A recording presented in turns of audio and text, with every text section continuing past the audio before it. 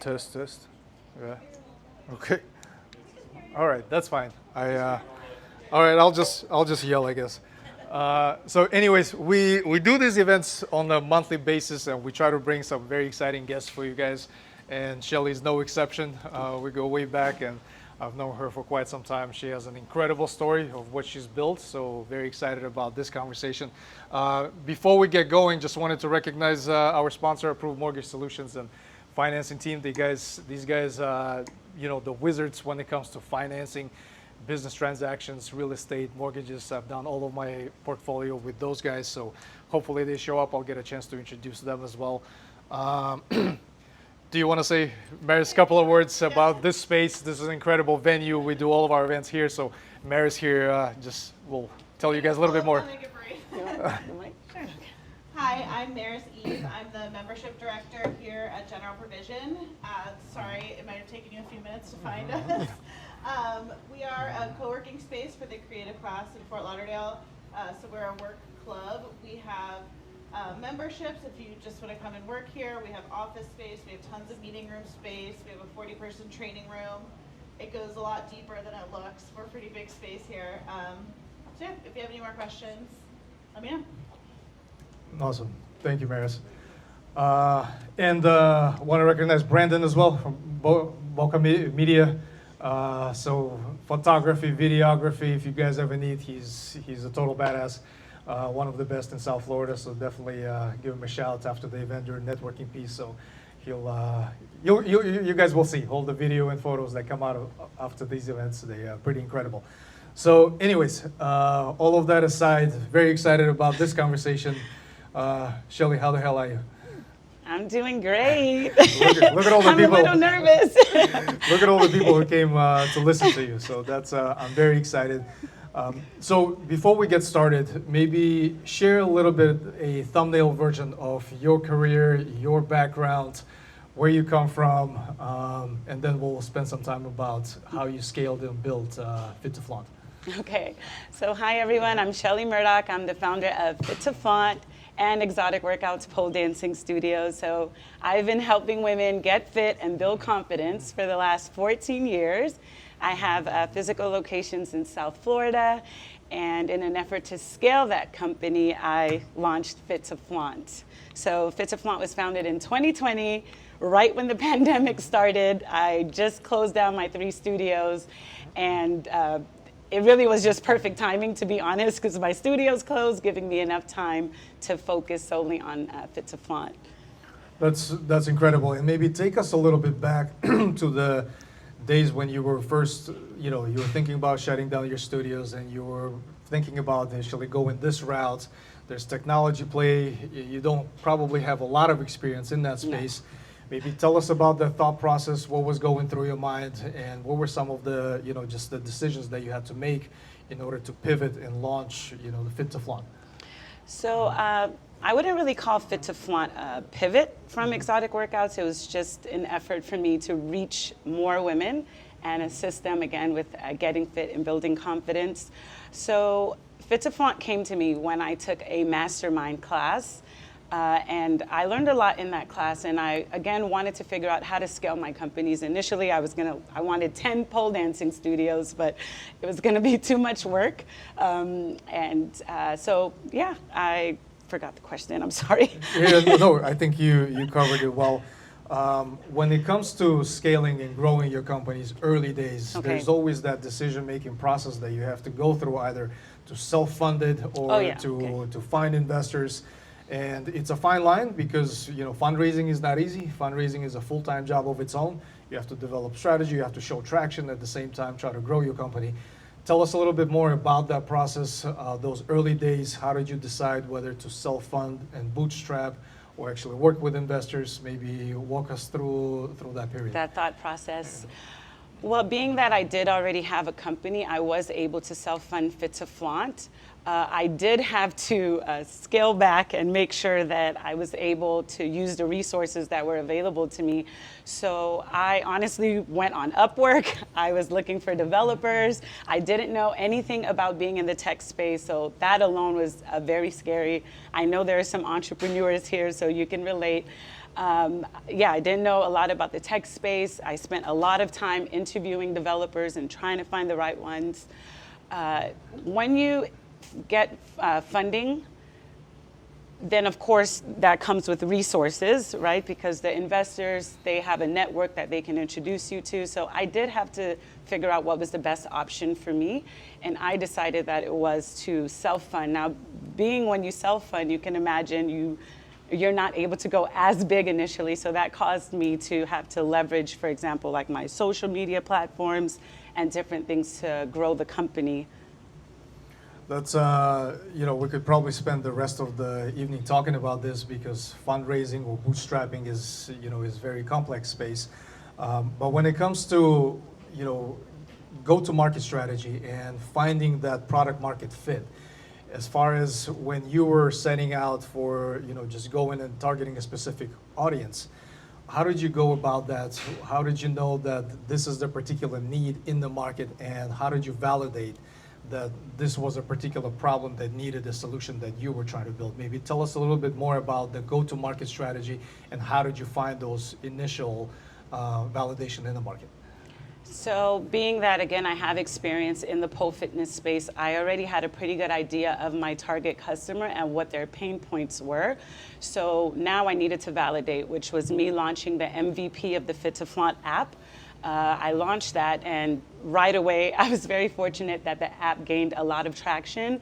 So I spent a lot of time doing market research. Like I would schedule interviews with users that were using the app so that I could develop customer segments and understand why people wanted to utilize Fit2Flaunt. Initially I thought, oh, they just don't like the gym. That's why they want to do pole dancing. It's a great way to get fit. But doing market research, I did learn that I had 4 different types of customer segments. So that helped me, of course, to validate Fit2Flaunt and to tailor the marketing strategy to those customers and their pain points. So when you don't have the audience, when you're just building that out and you're trying to get the word out about your brand, who you are and why they should trust you, what were some of the strategies that really helped you gain that trust from the audience, especially when it was just you and it was just brand of Shelly? Yes. Why should they trust you? Why they should pay attention to you? What were some of the things that really helped you during those early days? Because in my mind, as a VC, I pay a lot of attention to those early indicators of what really makes that particular product in demand.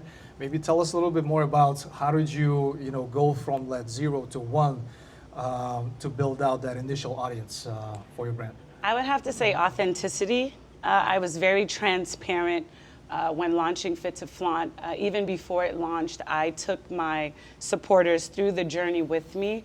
So authenticity played a big role in me getting a lot of people excited and ready to give Fit2Flaunt a try when it was launched. Give us an example of authenticity. How do you demonstrate that? Okay, so for example, I would have pictures of me working late night. One thing about me, it's very hard to outwork me. If I have my mind set on something, I can work 16, 18 hours days to make it come true. So I shared that. I would post pictures of me 4 a.m., editing videos. I was the one recording the videos. I was the one editing the videos. There were times where I would make mistakes and not record the video properly. I really elucidated that in my posts and stories to take my potential customers through the journey with me. And I think when you have a business, especially if you don't have funding or an abundance of money just laying around, I think building out your personal brand is a great way to get people to vouch for you and believe in you and want to support you. That's one thing about the Fit2Flaunt community, because I've been authentic from the beginning. When I make a mistake, even with the app, with anything, I'm the first to own it. And I think your customers will appreciate that, and that's how you will get them to vouch for you. There's quite a few celebrities and influencers that have posted about you, that had endorsed you, and that really helped scale, especially during those early stages. But when it comes to competition and you evaluating your competition and try to understand what they do, a lot of times when we work with startups, before we invest, we look at competition ourselves. But at the same time, there's also a fine line in terms of focusing on your own strategy versus trying to pay attention to what the competition is doing. Tell us a little bit more about how you went about competition. Obviously, you probably did some, market analysis on who were the competitors in that space. How much attention did you give them? How much attention did you pay attention to the competitors versus developing and executing on your own strategy? So I did do a lot of research on fitness apps, and very quickly I determined what my unique value proposition was. There aren't many pole dancing apps. I think there's just one more.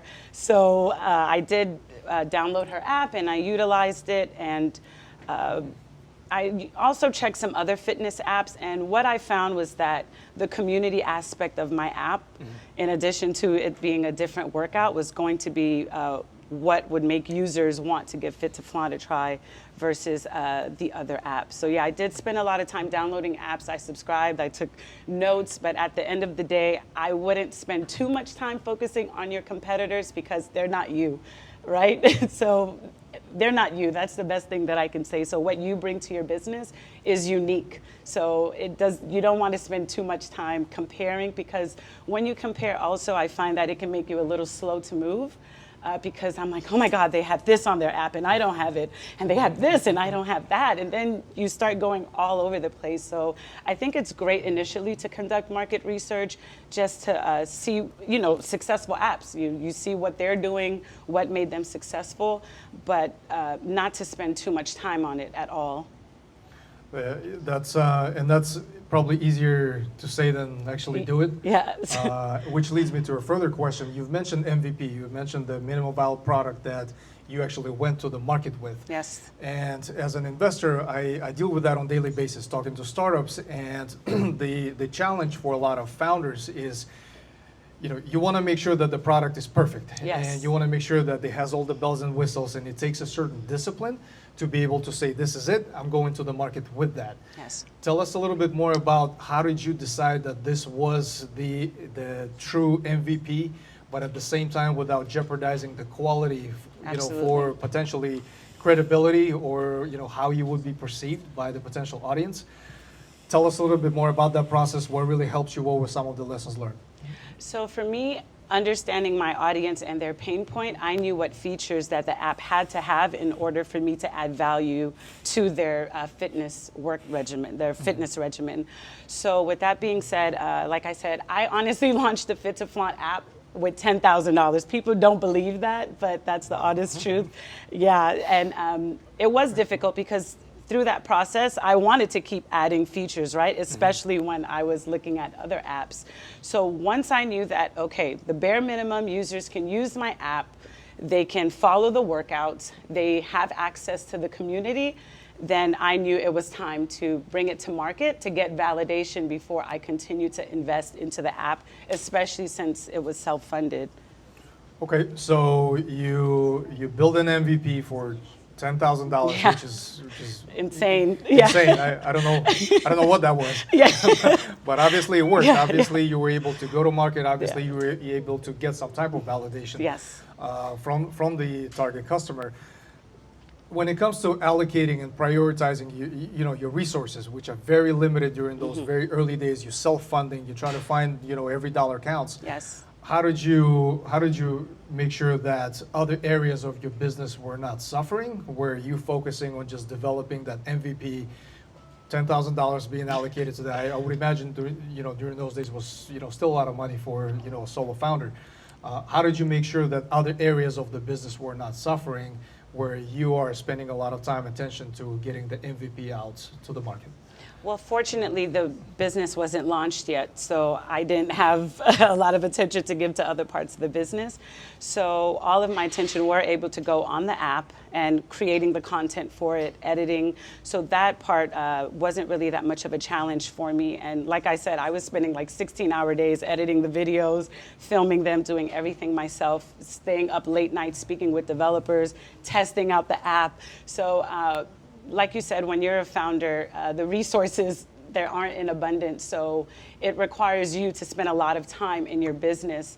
And that was the capital. I was giving sweat capital to my business, Yeah, sweat equity that Yes. you've put in. And in VC space, we have a phrase that goes within the lines of, excellence is the capacity to take pain, which makes a lot of sense. What you're talking about, working 20-hour days and trying to be, a jack of all trades at Yes. the same time. So you in the market, MVPs out there, you're getting some type of traction. First, paying customers. Yes. How hard that was? How did you find them? How did you secure them? Tell us a little bit more about those very first set of customers that were actually paying you for that product. So being bootstrapped, I had to figure out ways to leverage my skill set to help me with launching and getting brand awareness for Fit2Flaunt. So I realized very quickly, especially during the pandemic, that a lot of celebrities were reposting content of users who were using their music, to do cool things. So I tested it out. I went to my pole studio, and I just made a really cool video with like backflips and everything. And then, bam, Cardi B reposted me, and I'm like, okay, this is interesting. So I tried it again, and Kelly Rowland reposted me. So I kept trying it, and fortunately for me, I was getting reposted by a lot of the celebrities. So that really, again, helped to validate Fit2Flaunt very quickly, because even though they're getting eyeballs on the brand, I still had to be offering something to the customers for them to want to purchase from me. Why do you think you've attracted their attention, especially celebrities like that? Social media space is very brand new for me. Yes. I have no idea what I'm doing, let alone get some celebrities post about it. Tell us a little bit more about that. How did you gain their attention, and how did that actually help? Fit2Flaunt. Yeah, well, doing jaw-dropping tricks. There's not a lot of people doing backflips from a pole. You know what I mean? So that alone is going to make you wonder. And then again, building the community, which is why it's also important to consider your personal brand when you're launching your company, because I had already been taking them to the journey. They were already invested in my success. So when I would ask them to please tag Cardi B, I just posted a video, I want her to see it, I would have thousands of women just tagging Cardi B, you need to see this, you need to see this, and DMing her. And again, that's because I was authentic and took them along the ride with me. So now they're invested. Nice. Well, if you guys could tag Elon Musk and DM him to repost me right now, I would appreciate that. That's incredible, and that goes along the ways of just the creative ways to go about absolutely. where you have very limited resources and just trying to not take no for an answer and just go through the wall when you have that particular vision. You've mentioned community a couple of times, which is a very complex space to build a community around you of like-minded people that believe in you, that see the vision, what you're trying to build. The most challenging part is at the beginning, the very early stages, when nobody knows you and nobody even pays attention to you. What are some of the key ingredients or the factors that go into building that very loyal base, especially when you're unknown, but you are starting to get some type of traction? Tell us a little bit more about what really helped you lay the right foundation for that community that you have now. So at the pandemic, during the pandemic, what I would do is I would have live classes where I would go live on Instagram, and I would have users who are having trouble with a pole trick, for example. I would go live and help them, and users would then in turn see like, wait a minute, she's really teaching her through a screen. She's really able to do this. So then now everybody's clapping and cheering this person on, and then they're leaving a review. Then I would just take that review and use it as user-generated content. So I think, again, being authentic and the users seeing that I really was invested in their success. It wasn't just about you downloading my app. Like, I really did want you to win. And seeing the support and the love that they did get from the community, I think that really helped a lot. Was there any moment during those early stages where you just realized it's a total up, it's a total lesson learned there? You had to completely pivot and readjust and basically rethink what you guys are building. Maybe give us some examples, because I would imagine there's a ton of stories there. Yes, there are tons of stories. The biggest one I would have to say is one day I woke up and I'm getting all these messages and people are complaining like, oh, there's no videos on the app. There's no videos on the app. And I'm like, how could there be no videos on the app? And I go on the app and there's no videos. So now I'm like completely freaking out, and I message the developer that I was working with. I'm like, how did this happen? What is going on? And you can imagine that was very stressful. I stayed up maybe like 4 days straight with coffee, having to add all those videos back. He was even helping me to add those videos back. And of course that happened because I launched the app for $10,000, right? Videos don't work. So we did eventually fix the issue. And obviously I have a new development team now. But yeah, that was a really, really big mess up for me in my career. But again, why I touch on community and being your authentic self, I owned it. I went right on social media. I said, look, guys, I don't know what I'm doing. I'm just trying to figure it out one step at a time. I love you guys. I just want to teach you pole dancing and help you to feel fit and confident. Please bear with me. And I promise you, not even one person asked for a refund. They were like, don't worry, Shelly, it's okay. We'll wait. I said, please, just give me 4 to 5 days and the videos would be back up. And they did. They waited. The community supported me. I mean, it was amazing. Well, that's incredible, and I think you've mentioned transparency and Yes. just being very open about, the mistakes and all the challenges that you go through yourself. The authenticity factor, which Yes. I think that's another great example of that. So, as when I work a lot with the founders and startups on different stages as a VC, and the conversations that we always have on an ongoing basis, that as a CEO, as a founder, your number one job, and I'll debate with you all day long, all you want, is hiring, recruiting, and retaining the top talent. That's the hardest and the most important job for you as a founder. Tell us about your process, maybe those early hires that you've made, because at the end of the day, if you get the hire wrong, you're going to spend a lot of time fixing those hiring mistakes. A lot of time and money. Tell us maybe some lessons learned through that experience. What did you learn from the very early hires that you made, and how did that actually shape your hiring and recruiting strategy that you have right now? So the first thing I did when realizing that I needed help for Fit2Flaunt, and this was like a year, well, maybe a little less than a year, about 10 months later, because I really wanted to understand every detail of Fit2Flaunt. I didn't want to blindly hire. I needed to know where I needed the help first. And once I established that, then I started looking for people to fill that role. And I think I can speak for all founders when I say, we don't really trust our ability to hire in the beginning. I went back and forth a lot of the times with applicants, and I did hire an agency to assist me. And even then, that didn't work. But I do agree that your number one job as a founder, when resources are available, is to hire. And retain the top talent, like you said. But it's not always an easy feat. And I just want to say that sometimes you're going to have turnover. It doesn't have anything to do with you as a founder. It could just be the person. Sometimes people have a great resume and you get really excited. It's not easy to hire. I thought something was wrong with me and I was doing it all wrong.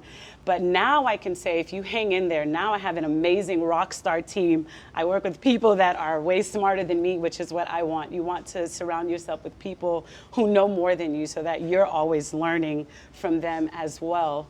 And yeah. So when you're bootstrapping, when you just, during early days of the startup, I keep going back to that because in my mind, those are the hardest days. Yeah. Those are the most challenging because if you have VC funding, if you have investors, it's easy to go throw money at the problem and fix and hire the best people. But when you don't have those resources, I would imagine that you have to be really, really good at selling yourself, meaning selling your vision, selling your story for people to believe in you. What helped you during those early days to be able to actually attract and hire people with very limited resources? What I did is even now, I try to hire from within the Fit2Flaunt community because I know these are people that are already invested in the product and believe in the vision and have utilized our services and understand that they do work. So I have found the highest retention is when I hire from within the Fit2Flaunt community. Now, of course, there are roles that I wasn't able to fill, like the developer roles, but that's what I did. I leveraged the community to assist me with finding the top talent. So when you meet a candidate, and a lot of, myself included, I used to think I was good at interviewing until I realized I actually suck at interviewing because I was on different sides of the equation. I was a candidate myself, I was a hiring manager, then I got involved with a staffing agency, long story. So as far as creating that experience with the candidate and asking the right questions, give us examples of the types of questions that you like to ask. And more importantly, what do you look for in the responses when you talk to the candidate so that you can understand that this is the right character, this is the right personality with the skill set that I really need on my team? Give us examples of those, maybe a glimpse into an interview with Shelly. So the first interview with Shelly was terrible. I'm a people person, hence why it's so easy for me to build a community. So a flaw of mine is that I really do see the good in everyone. So after every interview, I'm like, oh my God, I love them. Weren't they amazing? After every interview, and then, you know, as I went back and played because I recorded the interviews, as I went back, I was like, oh, okay, I guess, you know, they could have answered a little differently from that. But I try to use scenarios from within the company. So for example, if we're running this ad and you see that the click-through rate is XYZ, how long would it take you to kill the ad? Right? So if I have someone that tells me, well, they're looking at the ads daily, I look for that, because if they're telling me, oh, I'm checking the ads once a week to see if I need to make any changes, that's a red flag right there, because you should be looking at the ads daily. So I try to use scenarios that I've learned from being in the business when I'm interviewing them. And again, I try to find people who will fill the roles that I'm struggling in. So even on the marketing team, what do I suck at? What do I hate doing? And those are the people that I go to look for. Another thing I want to just stress is that, especially as a bootstrap startup founder, it's important to hire for roles, honestly, that's gonna impact your revenue, because, you know, money's short, right? We're bootstrapped. So you want to make sure these people, when they come on board, that they're going to help to move the needle and drive revenue to your business so that you can continue growing the team. So that's another thing I want you guys to consider when hiring. Yeah, those are great examples. You've mentioned you were working 16, 20 hours a day, trying to do everything, editing videos, doing the backflips off the pole and all of that stuff. At what point did you realize that you need help? At what point did you realize that you need to delegate some of those tasks? And I would imagine, you know, for founders and CEOs, you know, especially early days, it's very hard to do that. Yeah. It's very hard to trust somebody. It's very hard to let go. How did you go through that process? How did that actually, what helped you realize that this is the help I need and I'm actually going to delegate? Tell us a little bit more about that. Well, again, I didn't want to be spending 20-hour days forever, right? Because that's a little arduous. So I realized very quickly that I needed an assistant to assist me with paperwork. You know, just a lot of the back end stuff. I get a lot of emails. There were just a lot of things that were taking up my time. I tried to see, okay, where's my time being spent and what is the impact that it has on the company? So if I'm spending too much time answering emails and helping customers, because in the early days, I was the one answering all the customer support emails. If you had an issue, come to me, I will help you. Please don't be mad at me. Give me the opportunity to fix it. So 2 of the first hires I made were a customer support representative and an assistant to help me and take some of that load off of my back so that I could focus on more important things in the company. Given that you've mentioned very limited experience in technology, Yes. let alone building, software engineering and all of that, when you made your first hire to develop the version of your app during those times, how did you go about actually bringing yourself up to speed on what it takes to actually launch, develop, and a product, let alone the software engineered by somebody else? What were some of the experiments that you guys had executed? What was just that learning experience, which I would imagine had to happen overnight, that you had to become an expert, or at least to a certain extent, to be able to communicate openly with the software engineer that he's not BSing you or telling you something that's completely not what you need. How did you go about that? What were some of those moments that you went through that really helped you develop the first version of that and go to market with that? I was in an accelerator. I got accepted into an accelerator in Texas. It's called Div Inc. And they really believed in my story because I was in Florida and they still allowed me to be part of that accelerator. And being in that community made a huge difference for me. There was an advisor that I was working with, and when I explained some of the issues I was having with Fit2Flaunt and the technology, and that I am a founder without a tech background, I was very fortunate to have met him. So the development team that I was working with, he introduced them to me. So he was kind of that buffer that helped me to understand more of the tech terms. By no means am I an expert in the tech space, with technology and development. I probably never will be, but I do think I know a little bit more now to at least have a conversation. But please don't put me on the spot, John. No, and that goes along the way in terms of being very creative with the strategies that you execute. Yes. Because you can't take on everything yourself, especially during the launch. You've mentioned that Div Inc. and the focus on diverse founders, different backgrounds, different minorities. From your standpoint, being a minority founder yourself, especially in the highly competitive space such as technology and software, SaaS, and all of that, what were some of the challenges that you faced early on? How did you overcome that, and how did that actually help you develop the certain skills or the certain strategies that really helped you with the growth? I can't really say that being a minority founder, I feel like had a negative or a positive impact on the success of Fit2Flaunt. I think it's more so that I was really able to elucidate the value that Fit2Flaunt would give to people, and that really is what helped to scale the company. So as far as being a minority founder, I can't really say that I feel like it's negatively or positively impacted Fit2Flaunt, at least nothing that comes top of mind. As a VC, we're in constant evaluation mode when it comes to the founder's ability to execute, because it's a specific, it takes a certain skill set to go from an idea, drawing on a napkin, Yes. to building out the MVP, and then drawing that fine line, going into the business development and actually executing, because you got to get the customers, you got to get the revenue. Tell us about the journey that you had gone through. You told us about the experience when you first launched, you got the MVP out there.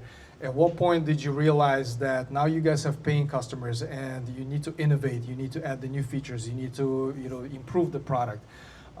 What were some of the strategies that really helped you from that standpoint to be able to understand that your customers now actually need those Yes. features, that this is something that they miss, something that will be of value, that will maybe allow you to charge more or expand the customer base? Tell us a little bit more about that. Like I mentioned before, I did conduct a lot of user research interviews. One of the first things I did, I wanted to find a UX designer that was, again, part of the Fit2Flaunt community, and I did find one. She's amazing. She works with the Washington Post. She is just phenomenal. So we onboarded her, and one of the first tasks that I gave her, of course, were to speak with the flaunters and to find out where we're falling short. What can we do on the app to make it easier for them to learn and progress? So once she had those, I already had an idea, fortunately, because I'm from that space, so I did, for the most part, have an idea of what would help my customers. I think that's why it's really important to do user research and understand your ideal customer, because then it's a lot easier to understand the pain points. So I already had an idea. I really just needed her to validate it. So once she conducted the interviews with the flaunters, she validated, she did a lot of testing. We had several rounds of testing where she would build out features using programs, obviously, the screens on using programs, and we would have flaunters come in, utilize the screens, test it out, and let us know their feedback. So there were a lot of iterations before we got to what you see now on the Fit2Flaunt app, which is now we have a calendar. When users onboard, they are able to select which programs that they're interested in, and we wanted to make the app more personal because the MVP was not, right? I just needed to get proof of concept, so it was very generic. Yeah, and there's also probably a set of features, a set of functionality that you guys have developed that probably, wasn't as actively used as other features. How did you know that this was the case, and the importance of, stopping in a particular experiment or killing off certain features is also as important as adding something new? and making something a lot simpler, maybe something a lot leaner, and just essentially simplifying the product in itself. How do you balance that? How do you make sure that the quality is not jeopardized while also making sure that the features that are not utilized are killed off while you still focus on prioritizing something that's really missing? Tell us a little bit more about that experience. You've worked with a UX designer, with a product person. Share more through the process in itself. Well, now the Fit2Flaunt has a product manager and a data analyst who analyzes the data and try to understand user behavior. But when you're first starting the app and you're bootstrapped, you don't have those resources available, obviously. So conducting the user interviews is really what helped me to understand how people were using the Fit2Flaunt app, because I didn't have a data analyst, right? It was just me. I didn't have a product manager looking at all the data. So speaking to the users, I interviewed maybe about 90 to 100 different flaunters that use the app. So I interviewed a lot of people. So again, when resources are limited, there are other ways for you to continue to grow as an entrepreneur and progress in your business. And you've mentioned flaunters, and it's a unique, it's an actual name for your community, which goes along the way that you've talked about building the community, and there's you actually have the the name for the members of your community.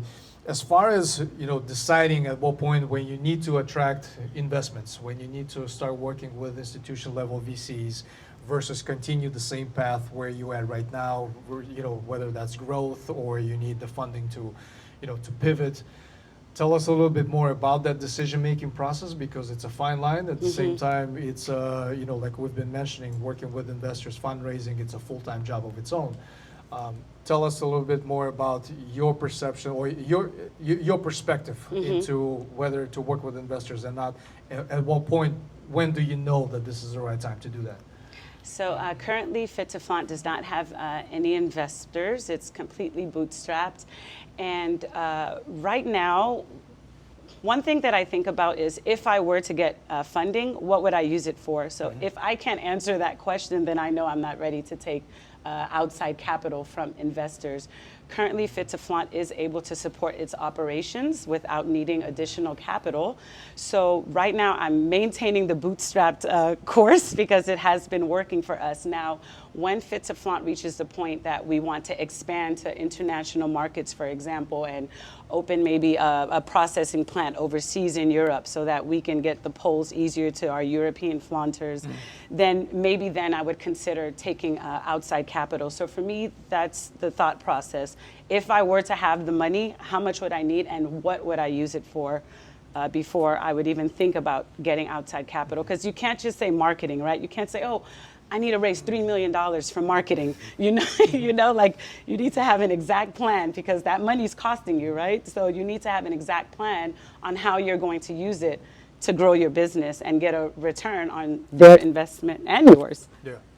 So you also mentioned, now the team is growing. You got the data analysts, you got the product people, customer service team, all of that stuff. Retention is also another very complex element of retaining the top talent and keep them motivated at the same time. How do you make sure that your top performers are motivated, and how do you actually retain the talent on your team?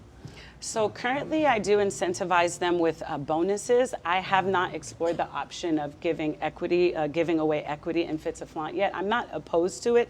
I just personally don't know enough about it yet, so I would just have to do more research. So it's a lot easier to give performance-driven bonuses. That has really worked for my company. And again, I have team meetings every week, so I have the whole team invested, right? Just because you're on the marketing team or you're on the product team, I don't want them to feel siloed. So I have a team meeting so that we all know everything that's going on in the company, and they're all invested in Fit2Flaunt's success because they feel like they're really a part of it.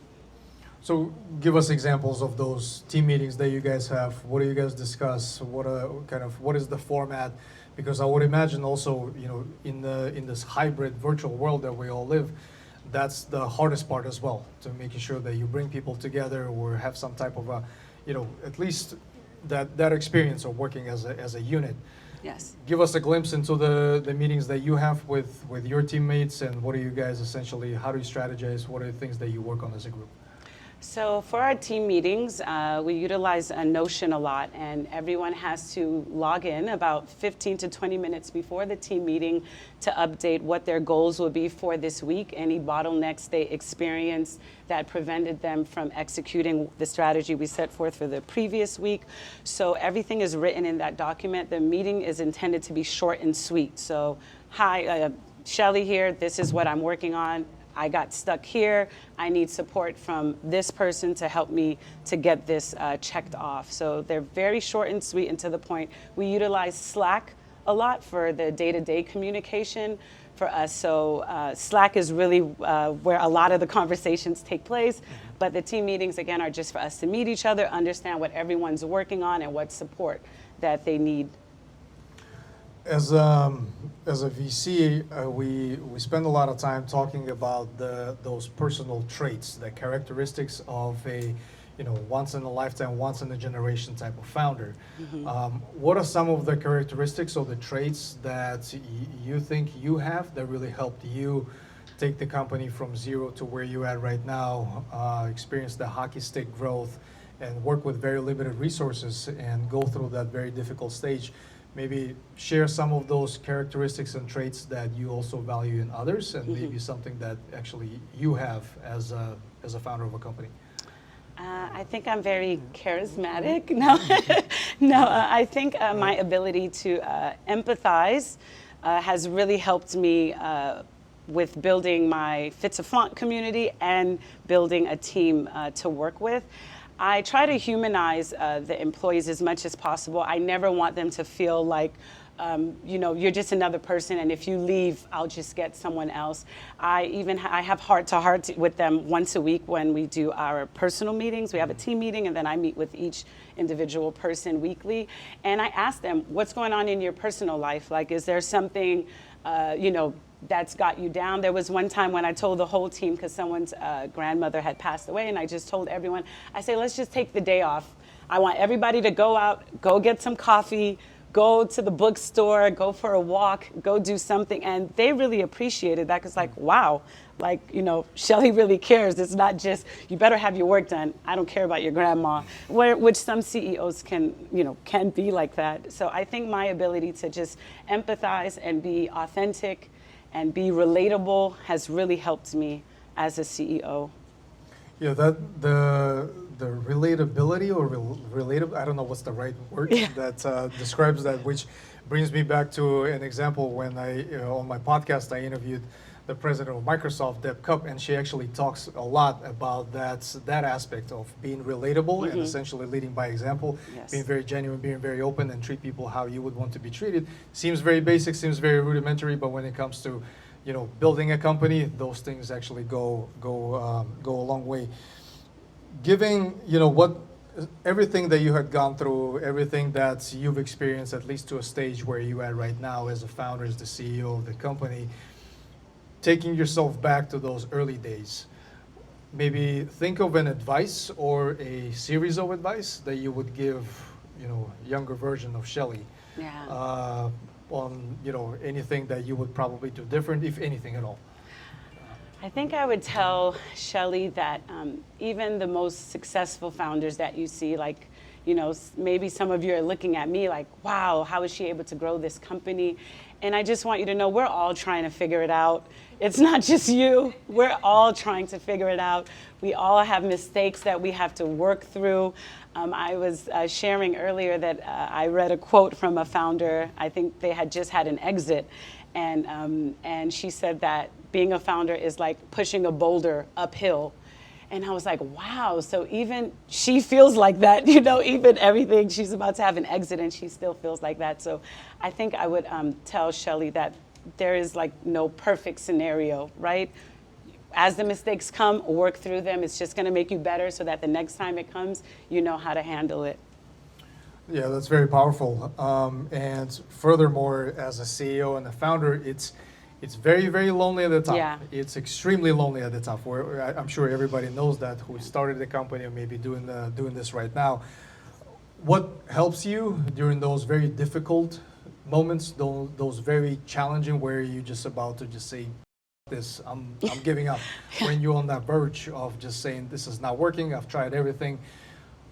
Maybe think of some examples where you faced that. How did you overcome that? What are some of the things that really help you as the, as the CEO? Because now you have this huge responsibility of, even other people that are working for you. What helps, what doesn't? Tell us a little bit about that. I believe very strongly that it's important to be passionate about the work that you're doing. As a founder, it is very lonely. There are a lot of missed meetings, missed family gatherings that you just can't attend because you have work to do and you're the one doing it all to try to bring your mission to life. So, yeah, that would be. I'm so sorry, Jan. I forgot the question.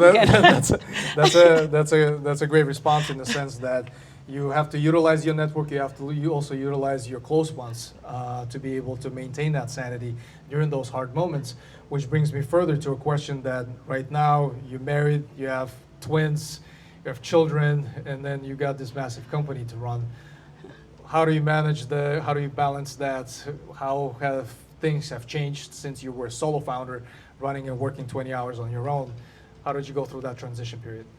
Well, right now we have a lot of help with the babies. My wife, she's amazing. If I have to work late night, she's like, go ahead, I'll keep the babies. You can go downstairs and work.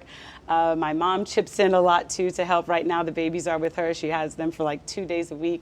So we have a lot of support that allows me to continue to keep working on Fit2Flaunt and my other business. So what's next? What's next for Shelly? What's next for Fit2Flaunt? Because you've reached a certain level of success, and how do you stay motivated to continue growing, to continue innovating, to continue outsmart the competition at the end of the day? Tell us a little bit more about that, and maybe share some of the plans that you had laid out on a roadmap for your company. So for Fit2Flaunt, some of the features that we want to launch for the app, we want to be able to have virtual practice room where users can practice with flaunters all over the world. So again, the community is a huge aspect and a unique value proposition for us. So we try to develop features, a lot of the features around that aspect of the app to increase retention. So that's one of the things we want to also implement, maybe one-on-one. We're considering this, of course, one-on-one training with other Fit2Flaunt instructors. We're also looking into maybe white labeling the app to studios so that they can provide virtual lessons to their instructors. So these are some of the ideas that the product manager and myself that we're discussing to figure out which feature we want to build out next. I see founders at different stages, whether that's just starting out to pre-IPO, pre-exit. And when it comes to just the founder, because when you reach a certain level of success, you see a lot of other founders start engaging in other extracurricular activities, whether now you're participating in conferences, doing stuff that probably is not on that critical path for the company. How sensitive are you about that? How disciplined, or how do you maintain that discipline to stay focused on having the main thing be the main thing? Yes. Especially when you are experiencing that success, especially when you are seeing so much growth. Well, I like to consider myself a very disciplined person overall. So I keep my eye on the prize. So it's not that difficult for me, honestly. And I really try to think, again, is this going to move the needle? If I invest my time into this, which is my most valuable asset right now, what impact is it going to have on Fit2Flaunt, the team? So it's very easy for me, actually, not to get sidetracked. Yeah, it's probably easier to say than do, because at the end of the day, when the company is growing and everything is going great, you also have to be disciplined enough to be able to remind yourself that those are some of the things that you have to keep in mind if a competition launches another version of what I have and Yes. things like that. When it comes to planning, strategic planning for the company, how far advanced do you like to think or strategize as an organization, as a company, as a leader? Or do you try to keep things a little bit over shorter term? Mm-hmm. Maybe tell us a little bit more about that strategic planning, road mapping, and just planning out the next phase for the company. So the startup environment, well, now I like to consider us a scale up. It's very volatile, right? Like you said, we're always testing things, figuring out what works, what doesn't work. So we try to plan for 2 quarters. So for example, we have a new version of the Fit2Flaunt pole that's launching in October. It's patent pending. And so we're already now thinking about how we're going to advertise it, the marketing, the influencers that we're going to work with. So we prefer to do it more short term so that it gives us a lot of flexibility to pivot if we need to. So we don't really plan out for the whole year or 2 years. So yeah, very short term. As far as the other complex spaces for founders and even for myself as an investor is pricing strategy. When it comes to pricing your product or pricing your particular service, how did you guys go about the pricing strategy for your product, for your app, and even some of the services that you provide? What worked, what did not work? How quickly did you change? Tell us a little bit more about that. Well, again, because I have experience in this space from my physical studios, I think it was a little easier for me to determine at what price the customer would pay for the value that I was providing. So I didn't really test out the pricing when I was first launching the app. After, when I conducted the user interviews, I asked them, do you feel like you're getting value for the money that you're paying? So I really leverage the community to give me the insights that I needed, especially early on for Fit2Flaunt, to continue making changes and iterations. And I did learn a lot of valuable information for those user interviews. So that's why, for example, the yearly subscription, we did lower the cost. But now that I have a product manager, we can do more detailed testing on those things. I've been working with him for about 8 months now. So we will be, pricing is something that we want to play around with, and different offers for the app for marketing. That's great. And just one more question, and then I'll let the audience, you guys actually ask some questions, Shelly, as well.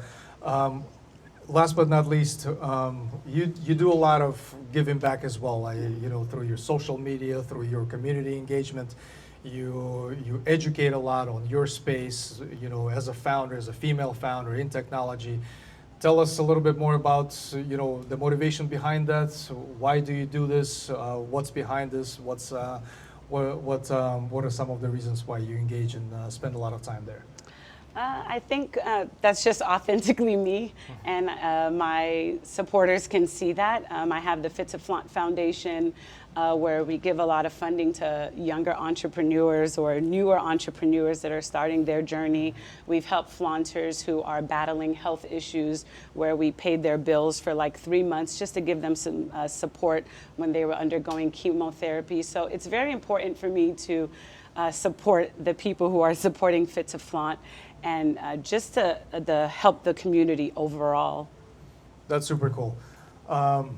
I'll let you guys ask questions. If anyone has anything particular while they're thinking about questions, maybe tell us how can people connect with you? What's the easiest way to get in touch with you? If they have more questions or essentially need to connect with you. Well, the easiest way to reach me is Shelly@fit2flaunt.com. You can always find me on social media as well at Fit by Shelly. And I just wanted to say something to the founders out there. Like, I was in the audience too, looking at other founders with, star eyes and wondering like, why, how are they doing it? And I just want to say, once you're living with your passion and you're doing what you're passionate about, the success will come. I know it doesn't feel like it right now, but continue being passionate and just putting one foot in front of the other.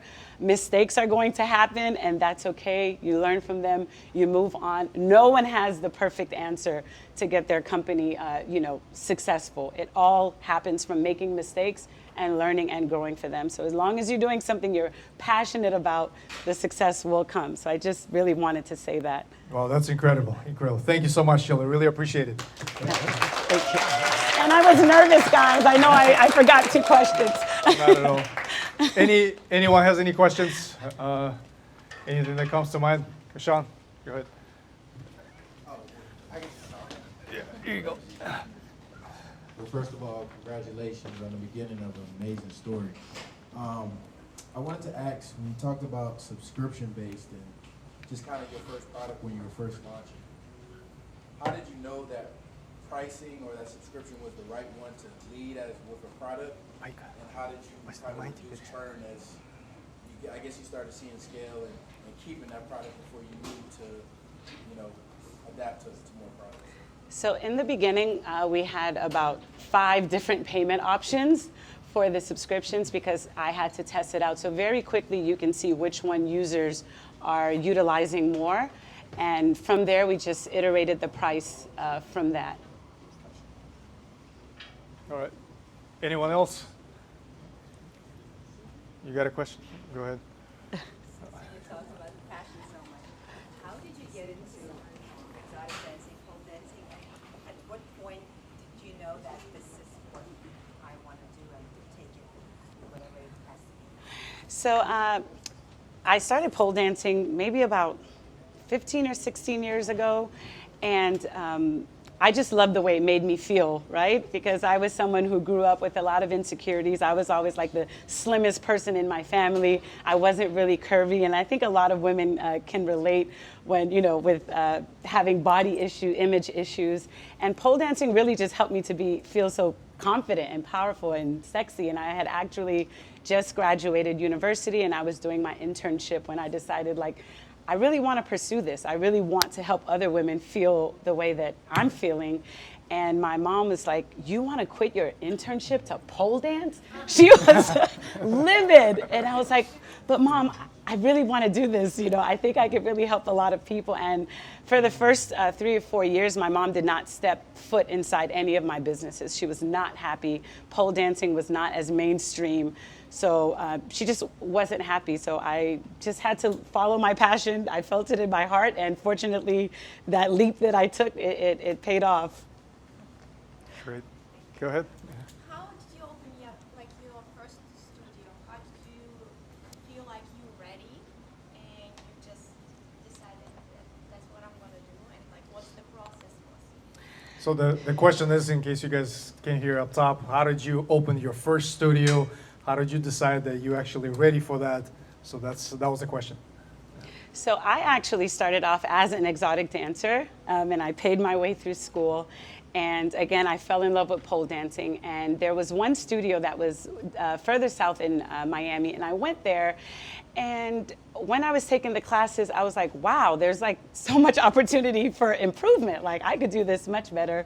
So I got certified. And again, I didn't know I was ready, right? That's the thing. You don't want perfectionism to stop you from moving forward with your goals.